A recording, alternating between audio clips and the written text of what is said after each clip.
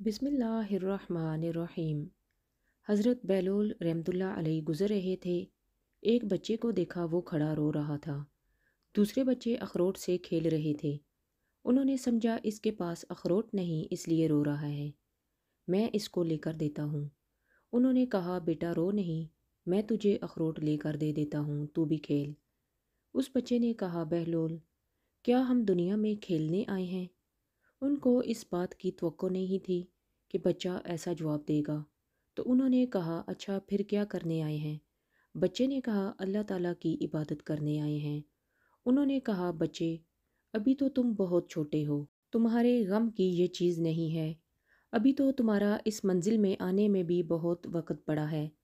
تو اس نے کہا، ارے بہلول، مجھے دھوکہ نہ دے، میں نے اپنی ماں کو دیکھا ہے، وہ صبح جب آگ جلاتی ہے تو پہلے چھوٹی لکڑیوں سے جلاتی ہے اور پھر بعد میں بڑی لکڑیاں رکھتی ہے، اس لیے مجھے ڈر ہے کہیں دوزخ مجھ سے نہ جلائی جائے اور میرے اوپر بڑوں کو نہ ڈالا جائے۔